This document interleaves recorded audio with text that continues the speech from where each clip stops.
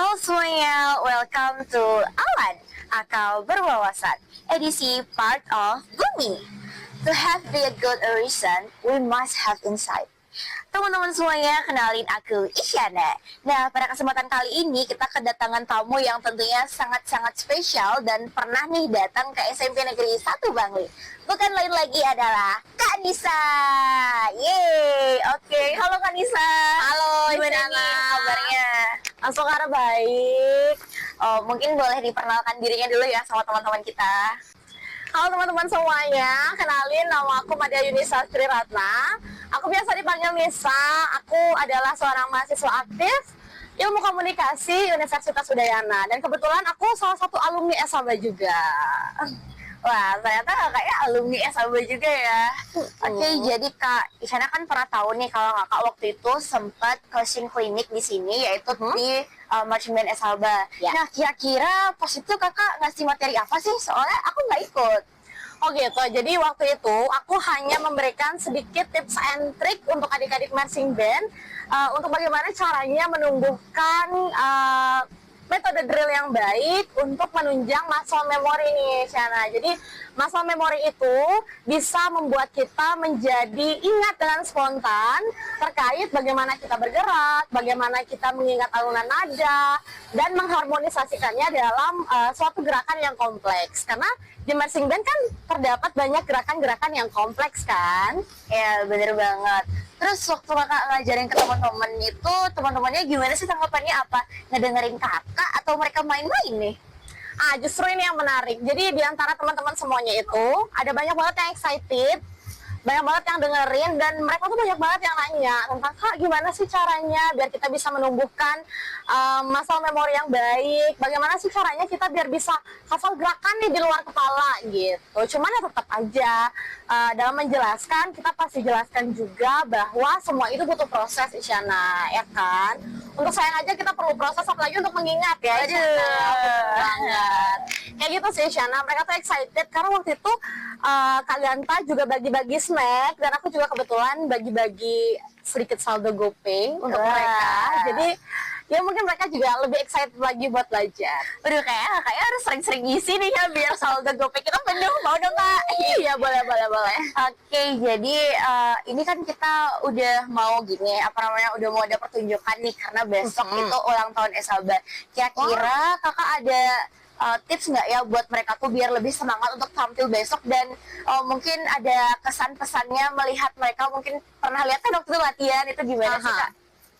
Ya benar banget. Jadi siapapun itu ya, pasti sebelum tampil ada rasa yang campur aduk ya, Isyana. Ada rasa deg-degan, terus rasa ingin cepet-cepet selesai nih tampilnya, terus ada juga yang excited karena aku pengen punya foto yang bagus, aku pengen punya konten yang bagus nih untuk di Instagram pribadiku dan lain sebagainya.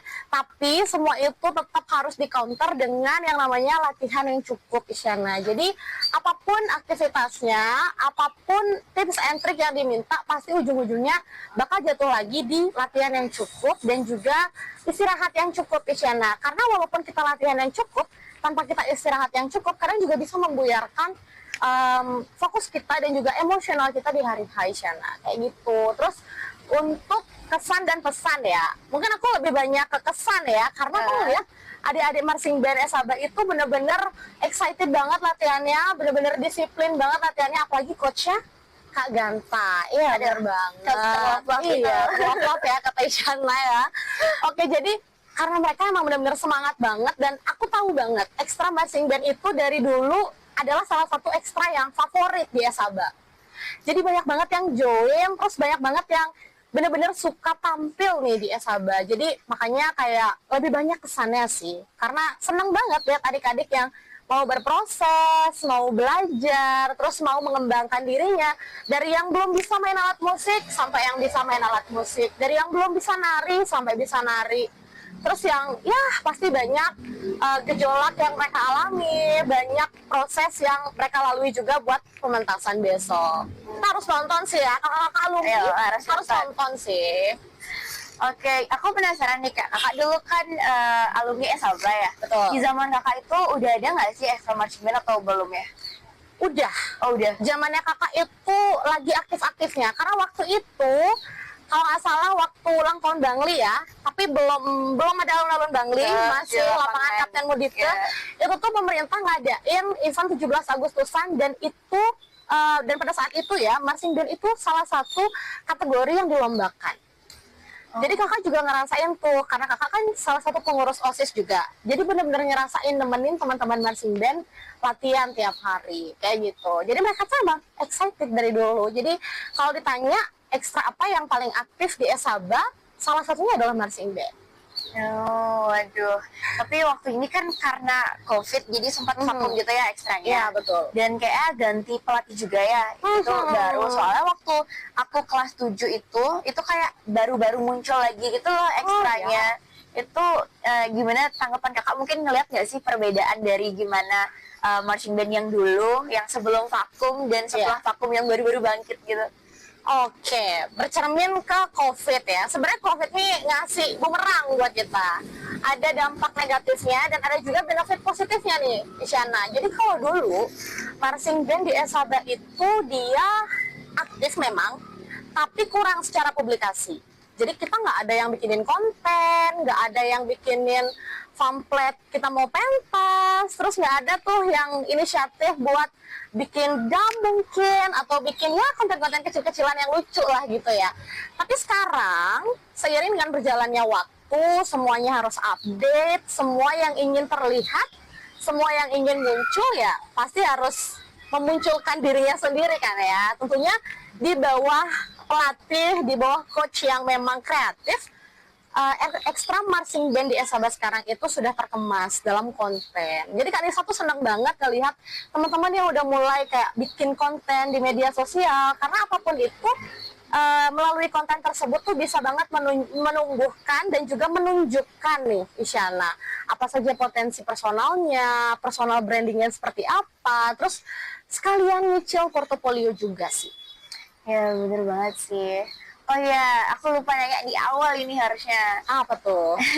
Kakak kan alumni SMP. Aku lupa nanya gimana sih perkembangan kakak setelah dari SMP itu, mungkin lanjut SMA di mana, terus kakak pernah ikut organisasi lain mungkin di luar sekolah atau gimana? Oke. Ini lebih ke portofolio ya? Iya, itu harusnya di awal. Iya, oke, pinter banget ya. Jadi, ini agak sedikit panjang ya Isyana ya. Oke. Sebenarnya aku SMP itu mulai banget aktif. Jadi dari SD 6 tahun, mostly ya 6 tahun, aku tuh bukan orang yang menonjol di salah satu bidang atau bukan orang yang bisa ini, bisa itu. Tapi ketika aku masuk SMP, di situ aku mulai ngeliat kayak, oh ternyata kita bisa loh pengen kayak gini. Oh ternyata kalau kita mau join organisasi ini bisa loh kalau kita ikut ini, kayak gitu. Aku mulai dapat informasi dari kakak tingkat aku, terus dari teman-teman aku soal ayo dong kita aktif gitu. Kalau aktif tuh loh bagus, banyak benefit yang kita dapatkan kayak gitu. Organisasi pertama yang aku join itu adalah Pokja. Nah, dulu tuh di SMP 1 kita lomba sekolah sehat kan. Oh iya. Angkatan aku tuh yang kena. Kita tuh jadi ada banyak banget Pokja. Terus tuh aku join Pokja Kantin. Pokja Kantin tuh ya semi-semi guru BK lah ya, yang suka ngingetin teman-teman kayak buat ayo dong sampahnya dipilah, ayo dong piringnya dibawa ke kantin, di tempat beli, terus kayak apa. Itu organisasi pertama aku. Dan kebetulan di situ aku dipercaya buat jadi ketuanya. Terus abis itu next di kelas 8 itu aku join OSIS. Aku join OSIS, terus mungkin diberikan kepercayaan yang lebih oleh kakak-kakak senior aku. Aku di situ jadi sekretaris umum OSIS. Udah nih sat. Sebelum COVID, aku sempat ikut perlombaan. Aku mewakili KIR Esaba, sekaligus Pick Air juga untuk lomba esai di SMA 1 Bangli. Nah di situ tuh justru perjalananku dimulai. Jadi aku tuh jadi tahu lebih banyak tentang oh ternyata kita bisa loh nulis kayak jurnal-jurnal yang ada di Google. Oh ternyata ini cara nulisnya tuh kayak gini loh, kayak gitu. Terus akhirnya setelah aku ikut itu ada lagi nih lomba baru. aku ikut forum anak daerah waktu itu. Nah, aku nggak tahu kalau ternyata forum anak daerah itu akan di-counter menjadi organisasi. Dan di situ posisinya aku benar-benar baru banget daftar, baru banget tahu, awam banget sama forum anak daerah itu apa. Akhirnya aku join di event itu dan aku menang di Gemilang Anak Bangli. Aku sempat menjadi duta anak pendidikan di tahun 2020. Terus hari-hariku diisi dengan COVID-19 yang 2020 baru sampai di Bali. Itu benar-benar banyak banget hal yang harus dipelajari karena semua kegiatan offline itu nggak bisa dilakukan di sana. Harus diganti dengan kegiatan online. Jadi mulailah berkreativitas, belajar bikin video, belajar bikin pamflet, belajar bikin webinar, kayak benar-benar bersinergi sama teman-teman di sekolah dan juga teman-teman di forum anak daerah. Nah, setelah itu aku masuk ke SMA ya. Sebenarnya aku bukan anak yang neko-neko kalau urusan sekolah. Menurutku bersekolah di mana aja itu sama. Mungkin kalau teman-teman yang lain kayak harus keluar Bangli SMA-nya, harus keluar Bali bahkan SMA-nya, tapi aku tetap banget milih sekolah yang dekat rumah. Karena apa? Karena akan lebih efisien gitu buat aku. Jadi aku Astuhara keterima di SMA Negeri 1 Bangli di Smanichi.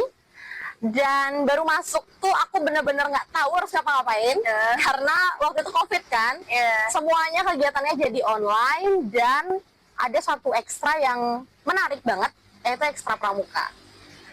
Nah, jadi waktu itu setelah pelantikan pramuka ada open recruitment nih buat Dewan Ambalan. Aku join lah dengan pegangan yang aku bawa adalah aku suka banget meramaikan event. Jadi aku join hanya untuk meramaikan aja gitu sebetulnya. Cuman kebetulan waktu itu dipercaya untuk menjadi Pradana Putri juga di situ. Jadi setelah itu udahlah banyak kegiatan yang aku buat sama teman-teman di Jatayu Mayura. Terus akhirnya next aku ditawarin sama Laura temanku dari Kubu dan collab sama Mr. Janu. Nah, Mr. Janu itu salah satu pembina KIR di Smanichi. Jadi dulu kan namanya KIR ya, Karya Ilmiah Remaja. Tapi itu benar-benar sepi banget anggotanya. Gak ada anggota sama sekali. Kita cuma berempat. Aku, terus ada Laura, ada namanya Kak Mangani, sama ada namanya Kak Dewi. Kita benar-benar berempat, dan setiap ada event atau lomba atau apapun itu pasti kita berempat yang disuruh. Tapi nggak tahu kenapa waktu itu kita punya ide untuk yuk kita gedein lagi nama KIR. Nah, kalau sekarang teman-teman semuanya di rumah dan Isyana lihat di Smanichi ada yang namanya Genesis. Nah, Genesis itu adalah salah satu organisasi transformasi dari KIR. Gitu. Jadi mulai ikut event-event yang berskala nasional, internasional bahkan, sehingga lebih terblow up lagi popularitasnya. Kayak gitu Isyana. Terus akhirnya udah aku ujian, terus sat keterima di Udayana, jurusan Ilmu Komunikasi. Wah, ternyata perjalanannya panjang banget ya, tapi kayak oh my god, itu impian yang diimpikan oleh semua orang nggak sih? Ampun, kayak sekolah bisa ikut ini ikut itu, dan itu pasti seru banget sih. Nih, ngomong-ngomong ya, kita out of the box dulu, out of dari marching bandnya dulu. Kan kakak gini ya, apa ya, itu kayak sangat produktif dan aktif ikut ini itu gitu. Gimana sih caranya biar kita itu, aku nih khususnya karena aku kepo banget nih, biar bisa ikut hal-hal yang kayak gitu. Misalnya aku mau ikut pramuka gitu misalnya, atau nggak ikut Genesis gitu di Smanichi, itu gimana sih caranya biar aku tuh berani buat join dan kayak mungkin bisa dibilang tips and trick lagi gitu. Oke, ngomongin soal tips and trick, yang pertama pasti kamu harus kenal dulu sama diri kamu. Jadi kamu harus tanya, apa sih sebenarnya yang kamu mau? Meskipun ya, mungkin sebagian besar anak-anak muda sekarang tuh belum tahu bakal jadi apa. Dan aku tuh termasuk salah satu di dalamnya. Jadi aku menjalani hidupku benar-benar, ya udah aku jalani dengan tulus, aku jalani dengan ikhlas, dan aku selalu mengambil peluang yang ada untuk aku. Itu yang pertama. Kemudian setelah mengenali diri, mengambil peluang yang ada, tentunya kita niatkan. Nah, niatkan ini penting ya.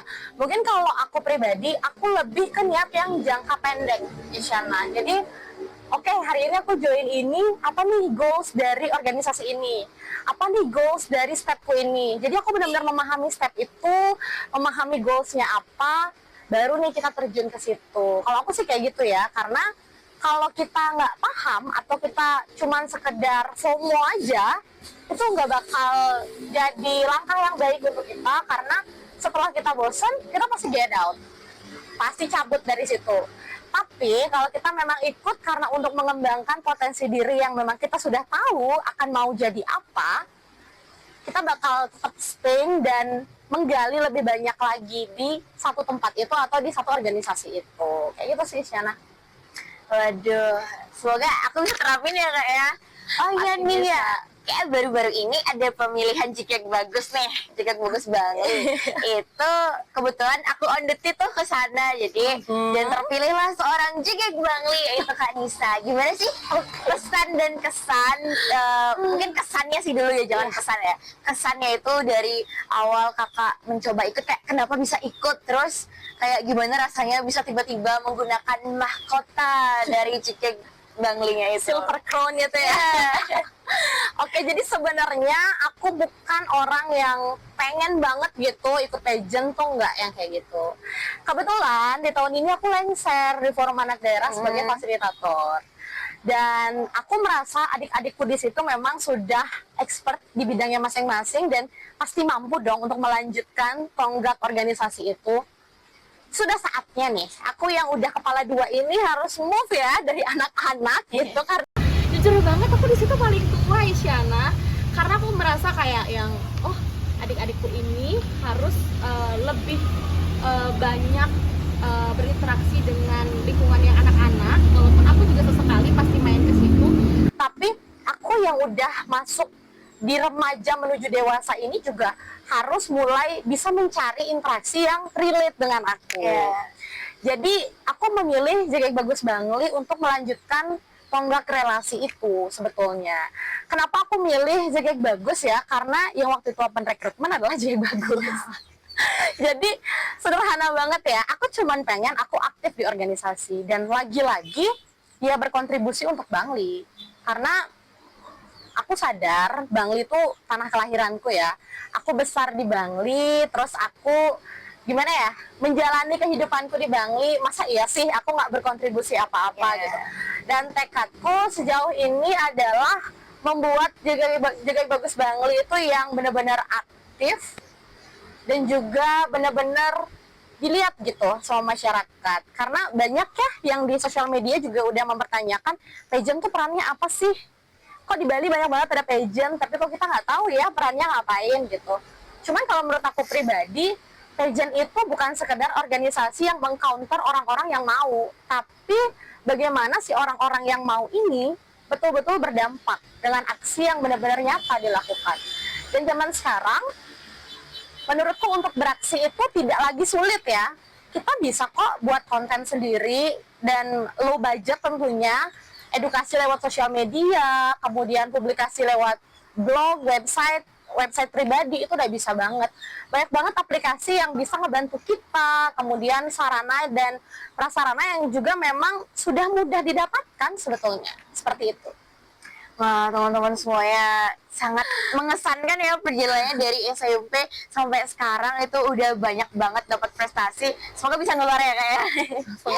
Oke, jadi karena kita udah ngomong panjang lebar nih, mungkin pertanyaan terakhir, bukan pertanyaan sih, lebih ke karena besok teman-teman kita mau tampil nih, gimana pesan mungkin buat mereka ya, dan mungkin kata-kata semangat, support buat mereka untuk tampil besok dan untuk marching band ke depannya. Oke, kalau buat aku, kalian teman-teman marching band Esabel itu harus tetap semangat, karena aku tahu banget SLT itu lingkungannya benar-benar nge-support banget. Apapun yang dilakukan oleh anak didiknya pasti disupport, oleh teman-temannya juga pasti nge-support secara full. Dan buat teman-teman semuanya yang nonton juga, yuk kita beraksi yang lebih berguna dan bisa berdampak buat orang-orang di sekitar kita. Nah, dengerin ya teman-teman ya. Oke, makasih banyak Kak karena udah mau hadir di Awan kali ini. Ini first Awan ya. Thank you banget loh, karena aku juga sebenarnya nggak nyangka kayak, wah aku diundang ke sini gitu. Seru banget, aku suka ngobrol-ngobrol. Iya, makasih banyak Kak. Oke. Oke teman-teman semuanya, itulah dia Awan Akal Berwawasan. Mohon maaf apabila tadi aku ataupun Kak Nisa mungkin ada salah penyebutan ya teman-teman, wajar karena kita manusia. Oke, jadi ya gitu aja pokoknya. See you next time dan aku Isyana Dan aku Nisa. pamit undur diri. Bye bye.